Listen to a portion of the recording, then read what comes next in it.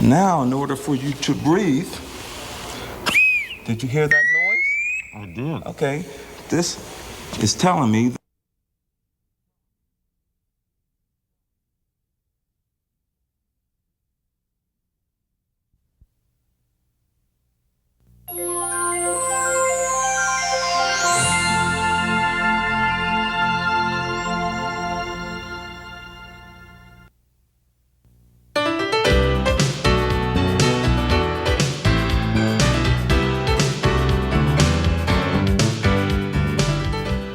Consider this, a news and information program recorded on the campus of the University of Nebraska at Omaha. From the Fireside Lounge in the Milo Bale Student Center, here is your host, Carol Schrader. Hello and welcome back to the University of Nebraska at Omaha. Health is a major concern. If you survey people, when I was in TV all these years, the consultants would survey and they say, what's important to people? Well, health is right up there with money, probably. We have a health concern in this state that may be growing. My guest this week are Dr. Tom Safranek. He is a state epidemiologist involved with health surveillance here. And the medical state entomologist, Dr. Wayne Kramer, is with us. In other words, the bug guy, okay? And for those of you that don't use entomologist daily, we have seen 2 years so far. We're in our third in Nebraska. And it's always one of those things. Should you be in denial that it's a problem around you, or should you be overly wary? West Nile's here, and it can be deadly. One of the biggest challenges in public health is to make sure people realize what the risk is and appraise that risk in the right way. Don't overreact, don't underreact, and then do the right thing to deal with that risk. A major thing happened in 2002, and we saw it explode in 2003, something brand new in Nebraska. We really didn't have a major health risk from mosquito bites in this state until 2002. Whatever risk there was almost incidental or trivial. But we see a very real health problem now that can occur as a result of mosquito bites, and it's that risk that people have to apprise or assess and gauge for themselves how much of a risk there is and how strong of a reaction they should have to deal with that risk. Now, we probably would have to have been living in a cave to not know that a West Nile virus is transmitted to humans by the mosquito. Right. Is it a specific kind of mosquito? Any mosquito could do it? Well, no, it's not really quite that simple. There are It's never simple. 50 different species or varieties of mosquitoes. I know malaria is the Anopheles. Right. But these are the Culex mosquitoes. And this is about 6 or 7 species of the 50 in Nebraska are probably really important with regard to West Nile. And those are the ones that we're concentrating on. And as we do our statewide surveillance and trap mosquitoes and test them in 20 different Nebraska counties, we sort out all the Culex mosquitoes, and then all those mosquitoes are tested to see if they're infected. And that helps give us some background information on what's actually happening around the state in different geographical areas. So we've had our first reported human case, I believe in mid-June in Lancaster County, a woman. She's apparently, last I heard, recuperating and doing okay, I hope. Yeah. And we found it in birds in the state, which shows that it's moving, I'm guessing. Right. Our pattern is a little bit different though this year. Typically we see it in birds. We found the virus first in 2002 in a bird, and we typically see it first, or would expect to see it first, in birds and mosquitoes, because the virus circulates in nature in this bird-mosquito cycle, and then later it spills over into the human population. So the early occurrence this year of, not only in Nebraska but in Colorado, Wyoming, and South Dakota, of a human case in all of those states prior to either a bird or mosquito case is a little bit unusual, and we really don't know what to make of that. Yeah, what does that mean? You don't know. This virus in the United States or North America we first saw it in 1999, and so it's following patterns and figuring out, well, the first 2 states that had it, the second year it was this, and gee, it happened that way in both states. Doesn't mean that the second year or third year is going to be the same in any state. You bet, and I think the scientists looking at it are cautious in terms of trying to establish patterns or predict based on occurrences in other states in previous years, what to expect year 2, year 3, et cetera, going forward. It's probably far more important to be looking at ecologic factors, certain amounts of rainfall or lack of rainfall.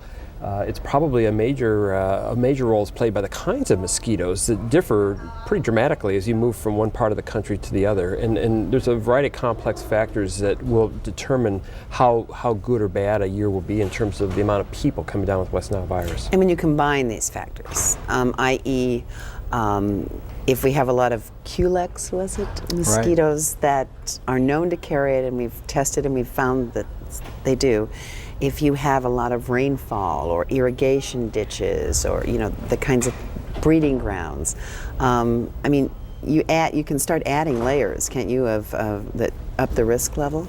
I think what happened though in the eastern United States, it was a different group of mosquitoes, a different group of Culex mosquitoes than we have here, and those Culex in the eastern United States that have been very important were mostly in urban areas, and that's where the majority of the human cases have been. And a lot of the populations of those Culex mosquitoes are tied to rainfall. Whereas now the virus has gotten into the west, things are hotter, they're drier, and yet you add irrigation and water into the equation even in dry years, and we're producing a lot of different varieties of Culex mosquitoes that are important starting in Nebraska and going all the way to the west coast. So the fact that the virus is now filling in these west coast areas, the most important Culex mosquito in Nebraska is also the most important, the same species in California. So we shouldn't be surprised that in some of these other areas that the virus will also be very active. But it's a different ecology, a different virus with different behaviors in different parts of the country. Wait a minute, different virus? Well, I mean, it behaves differently. Oh, it behaves differently. Because it's circulating in a different mosquito, and those mosquitoes have different preferences and live and develop in different kinds of places. So survive well and in certain kinds of So we shouldn't climates. make necessarily too many assumptions based on the eastern United States into our area. In terms of this big urban in terms of exactly what's going to happen. In Nebraska, it's really more predominant in the central and western Nebraska areas where irrigation is more abundant. We certainly had the virus in humans in all parts of the state, but when you look at case rates and risk factors, they are much higher in central and western Nebraska. The bottom line is, and Dr. Safranek, give us a quick rundown on cases and deaths the first years here. You know, we had a relatively mild season in late 2002. The numbers spiked up to over 2,000 human cases reported in 2003. Here in 2004, we've had one case. We're just really in a watchful waiting period to see how it's going to evolve. We found it in birds, and I don't know, Wayne, maybe you can speak to whether or not we've seen it in mosquitoes yet? No, we're up to close to 300 batches or pools of mosquitoes tested from across the state, and we've still not picked the virus up in mosquitoes. So that's unusual, and the virus was much more active in birds and mosquitoes at this point in time last year than it has been this year, and so we're a little bit, that's puzzling. Well, I suppose it's hopeful, but you don't want to get a false sense. No, but there's also some other things. Then you factor, we've had a very cool, moderate June. It's been very nice for people, but those temperatures aren't really favorable for the mosquitoes and the virus. So maybe it's just, maybe the weather has kept it down a little bit, and certainly the virus is going to be here. The fact that we found it in a bird now. The bird numbers submitted, though, and the birds dying don't seem to be quite as high. So it has a different feel to it. There are several things on the surface that are starting out differently this year, certainly than compared to last year. And they're not necessarily predictable. No, they're really... What I'm saying, just because they're different doesn't mean the outcome's going to be different, although it might hint at that. Right. It's just starting differently, but it may end up the same. We're hoping that it won't. But I mean, we've got all of our systems in place. We don't just look at birds. We don't just look at mosquitoes. We've got a few sentinel chickens out, and we try and monitor the horse cases. We're trying to track the virus with as many different methodologies as possible to try and make some sense out of it. When it first came here, or do states that monitor because it affects these different, in other words, the flu. You know, every year when the flu comes on, you have a system that really deals with just people. That's right. In other words, they get the flu, it peaks. Yeah. You know, this, when you're dealing with these different species, so to speak, and how it circulates through this thing, that does require a little extra work in setting up these surveillance systems? Well, it's certainly, as you point out, it's a very complex biological system, and there are many facets to it. And the birds play a role, and the mosquito populations, and the weather, the rainfall, and the temperatures, and then so there's a lot of things that factor into it. Then there's the issue of immunity, and you know, we're vaccinating horses, so we're not seeing as many horse cases. So there are a lot of different parts to it, and of course that's one of the theories. That is, it's in an area for longer. Vertebrates build up some immunity, so there are fewer susceptible hosts, and that Why can't we be inoculated? Well, there's certainly nothing stopping. There is the development of a human vaccine is underway, but it's not, the process to get it approved through FDA is much more stringent than for horses, obviously. through USDA and their trials. But they are some of those things happening. You can test them on those ones on the way to the glue factory. There's not the ethical and well, it's just a different process, much more consideration. stringent into the. There are viruses related to West Nile virus for which we have developed a vaccine, and so it's not at all implausible to think that we could develop a vaccine for West Nile virus. The leaps wouldn't be as great as in trying to it's find doable, vaccines for other. But any vaccine being used in humans, the development and approval of that process, and the cost involved, and the feasibility from a economic profit standpoint for the drug companies, there's a lot of things in the equation, and so we're not holding our breath that's going to give us a magic bullet to save us from West Nile virus going forward here, at least for the next 2 or 3 years.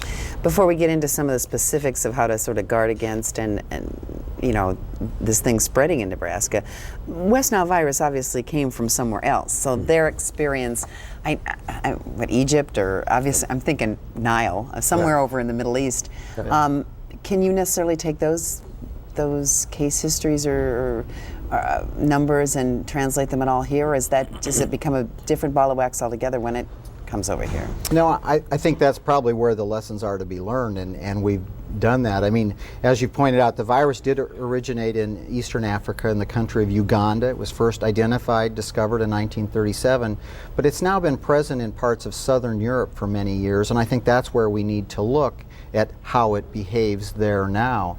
And what happens there, it's become established there, and every few years there's a small outbreak, a number of human cases, a number of horse cases, then a number of years go by and there are no problems, and then it crops up again with these small, and that's the way some of the other encephalitis viruses that are transmitted by mosquitoes that have been present in the United States already, that's the way they behave. And some of those are related to West Nile. One is called St. Louis encephalitis.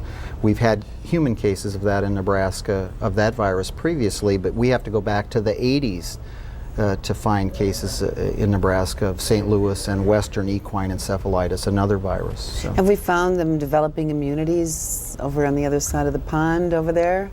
Well, yeah, I think the issue of immunity certainly is important, and that's what tends to keep the outbreaks to a minimum, because a lot of people are exposed, a lot of animals are exposed, and then don't seem to be as many cases. But it never really goes away.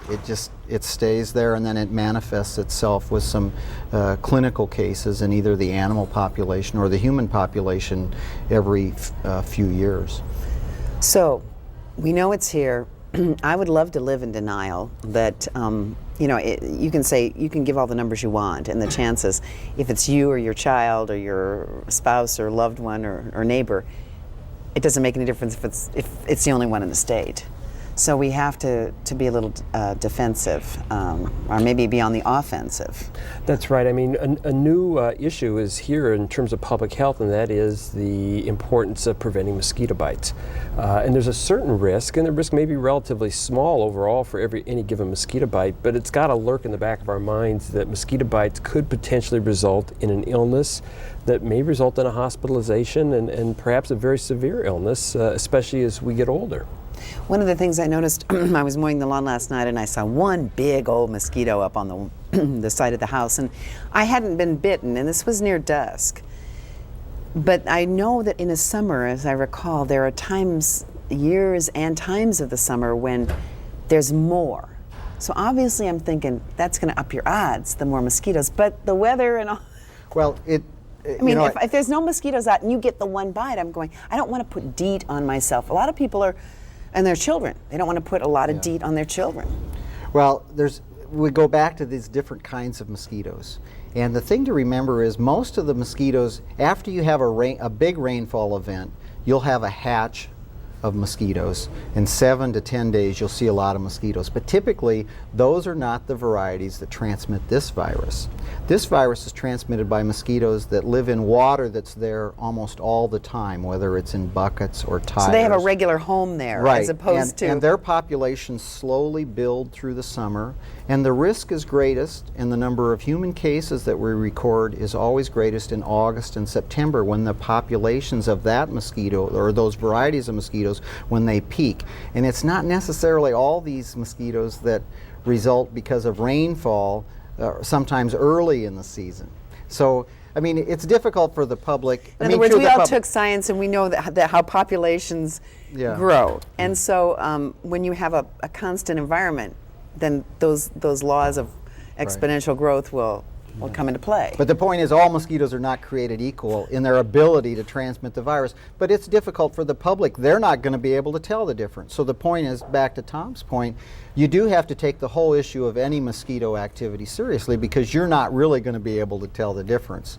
But the point is, so we need to take all mosquito activity seriously and do what we can to suppress and to control the populations, or to use personal protection measures.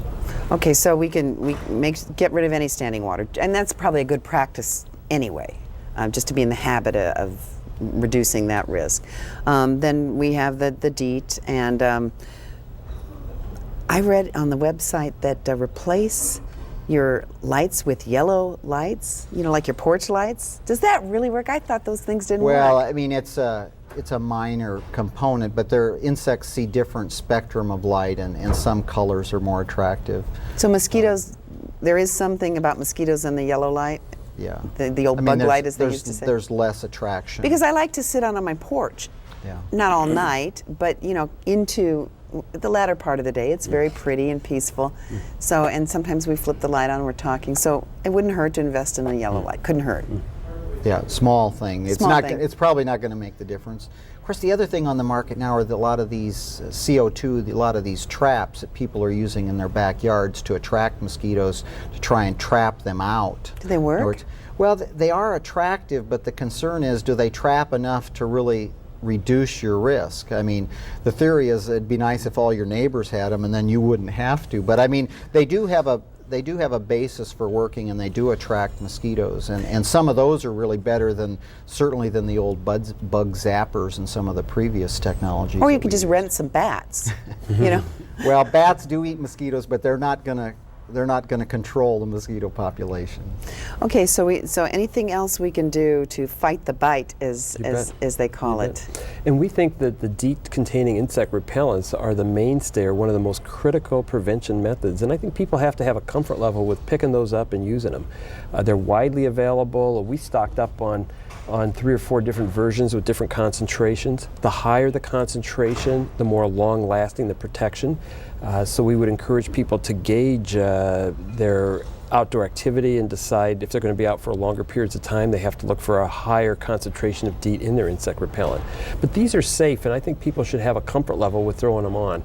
There is that nuisance factor, just like suntan lotion. I mean, it's so easy to run out into greasy, an environment. oily, and having to carry it with you all the time. Yeah, but people have to judge, whether or not they want to protect themselves from that risk. And we certainly think, as public health advocates, we need to encourage people to reduce that risk by using these DEET-containing insect repellents. Okay, assuming they get past the DEET and all the other precautions that one might take, how do we know if we should go see a doctor? I mean, I think that's critical, because there have been some cases in Nebraska, I think some of them were in more rural areas, where it was just too late. You bet. Once you get bitten by a mosquito that contains a West Nile virus, there's nothing a doctor can do to reduce your risk at that point. We like to use the iceberg analogy, and we find that the vast majority of individuals who get infected with West Nile virus, in fact, remain asymptomatic. It's felt to be as high as 80% of the individuals who get infected don't have any symptoms, and that's great. Does it stay there forever, like a herpes virus, or where it can come back and grab you, or come out of its hiding place? It's a good question. I don't think we have an answer as to whether or not the West Nile virus persists in kind of a safe harbor within the human body, the way things like mononucleosis, the Epstein-Barr virus, or herpes virus. We know that you can get recurrent herpes zoster or shingles. And that, Oh yeah, you can have chicken pox as You a bet. kid and get You bet. the herpes zoster later, or Bell's palsy. I've known Absolutely. a lot of people. They said it can Absolutely. come back. It hides. And no one's aware as to how long the West Nile virus persists. If it does persist, we're not aware that there's an ongoing risk of medical problems the way there is with something like herpes zoster, where you can get recurrent shingles. So we don't worry too much right now about the persistence of the virus. What we're more concerned about is the fact that when you get infected, a certain percentage of individuals will get pretty sick from it. They say that 80% of them remain asymptomatic, 20% have symptoms, and it's referred to as a mild illness, but I always kind of liken it to the discussion of minor surgery in someone other than myself. And a mild illness, in fact, if you talk to the individuals who are affected by it, they don't consider it that mild. They have a headache, they have fevers, they have ongoing lethargy or lassitude, almost like a mononucleosis thing where they just aren't normal. They're robbed of their energy, and that can go on for a period of several weeks actually, and it may take 3 or 4 weeks before people of that 20% who do get symptoms before they feel like they've gotten back to a normal state. I guess you don't want to be a hypochondriac, but if you know your body, and you get a fever and the lethargy and the headaches, then maybe it wouldn't hurt to go. I mean, at least not the flu season where everybody is at the doctor's office. So, Yep. But the thing is, is there anything you can do to minimize those, or what? It just depends on your body and how it's going to take it. It's really more a way of how your body's going to deal with it and your own immune system and how effective it is at warding it off and eliminating the virus and eliminating the symptoms that a person has. There's not a whole lot one can do. Most doctors would recommend symptomatic therapy. And that involves things, we call them non-steroidal anti-inflammatories, Motrin-type drugs that would be used to treat this. There's some merit in terms of knowing what actually is making you sick. And there are other things that can present in the same way. And so it's a matter of the medical community being able to tell a patient, what you have, we think we can attribute to West Nile virus, and we know what to expect as a result of West Nile virus. So it's basically, we know what to expect. We know how you can maybe make the symptoms better, but is that it? That's really about it in terms of what a doctor can do. There's a small percentage of individuals who may have some serious medical consequences as a result of West Nile virus. In other words, they may survive, Yep. but there are some... Yes. And some of those things would be? Some individuals may need to be hospitalized. It may be a more severe viral meningitis or encephalitis, where the virus actually gets in and starts wreaking havoc in our nervous system, affecting nerve cells and causing nervous system dysfunction. And it could be And it can do permanent damage? There are individuals who've had permanent damage where it appears as though the virus has actually destroyed nerve cells. There's individuals who've developed Parkinson's-like illness as a result of this. And we don't want to over-dramatize this, No. but it is a very real problem where you can actually have a polio-like illness where the virus destroys the anterior horn cell that innervates muscles, and it can result in certain parts of the body essentially having a polio-like illness where you have a destroyed nerve cell that results in a paralysis-type condition that may be very prolonged or permanent. Okay, so we won't dwell on that, but if you take these sort of anti-symptom things, in other words, it just make you maybe feel better or minimize what the virus is doing. If you're in good health, if you're in compromised health, is there more concern if you get these virus? If you have some other diseases or maybe asthma or things right. that are immune. That's right. I don't know the Suppressants. right word. Yeah. It appears as though the healthier you are, the better you are at warding off the systemic manifestation, remaining in that pool of asymptomatic individuals. It appears as though some people are able to contain the virus and keep it from getting into the nervous system where it can infect nerve cells and turn those nerve cells into factories that crank out or produce a lot of West Nile So when the virus. body's at its peak in terms of warding off anything, it might well be you're better Most off able to- in protecting yourself from West Nile virus. Certainly the people who die from it are elderly individuals. We're concerned about immunocompromised individuals, people who have, say, been on steroids or had organ transplants, HIV-infected individuals. But they're wary about a lot of things. That's right. What about children? Are they any more susceptible? I think the observation last year from the data is that really anybody can get the virus, but as Tom has indicated, it's the elderly segment of the population that's more Or the likely physically to compromised. have these severe symptoms. There's some data to indicate that. Okay, now I promised my dog I would ask this question. Pets can get West Nile or not? Yes, it's, you know, think about it this way: there's so much virus in the environment, and Oh, so yeah. many infected mosquitoes, and they're in fact feeding on almost everything. So all of these other vertebrates are being exposed to the virus, and it's in a sense a little bit like the human population. Most of these other animals are really not bothered by the virus, but it has been documented that they're being exposed, and some have been documented as having clinical disease. We've seen it in squirrels, we've seen it in a few sheep, we've seen it in a few cattle. Certainly horses. So we shouldn't necessarily be surprised that we see it in small numbers based on the larger populations And that are all being exposed. What number is affected in the human population or any larger population? Well, and of course all these vertebrates, many of them are out in the environment 24/7, and the risk for them is much greater. I mean, and that's really what pushed the horse vaccine, for example. There was no way, you know, for a horse to them, go really. into their air-conditioned living room. And DEET to is not good for pets. Is No, that- we don't really use DEET. There are some insecticides that you can use on animals to protect them. But I mean, the risk for these things being exposed, if they are Yeah, gonna if you have a get sick, dog is that much stays higher. out all the time, there have Right, been some exactly. cases reported, you might want to call your vet. Yeah, I mean, I wouldn't rule it out. It is possible. You know how we are about our pets sometimes. Exactly. Okay, we have just 2 minutes left. There are other things that are transmitted by bugs that aren't a huge concern, but I was shocked to learn that there's Rocky Mountain spotted fever in Nebraska, thanks to some sort of tick. Right, it's a tick. Well, we do have substantial tick populations, and ticks actually transmit a number of different Lyme things. disease? Lyme disease.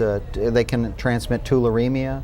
There's a new thing called ehrlichiosis, and we have different kinds of ticks, again, in different parts of the state. Southeast Nebraska is a particularly good place for ticks, especially as you come down into the corner, places like Indian Cave State Park with a lot of trees, and we have different ticks there than even in Lincoln. There's some different species, and that accounts for some of these other things. Yes or no, do you use a lighter? No, to get that? no. Rocky Mountain spotted fever, though, typically we see maybe 3 to 6 cases of that in the state per year. So it's just another one of those things that's out there. Well, again, like anything, you don't overreact, but if you're educated about it and are pretty reasonable in your approach, we might have a good shot, right? A prompt diagnosis is very important with Rocky Mountain spotted fever because it's easily treated. And you can go to the website, which we were showing on the air, to find out your state website. So we're running out of time. I want to thank you for taking the trip up to Omaha from Lincoln, Dr. Thomas Safranek, the state epidemiologist, and the state medical entomologist, Dr. Wayne Kramer. Thanks very much. Thanks so much. And again, check out the website. There's any pertinent information you need to keep yourself as safe as possible in this mosquito season. Thanks for joining us. Thanks.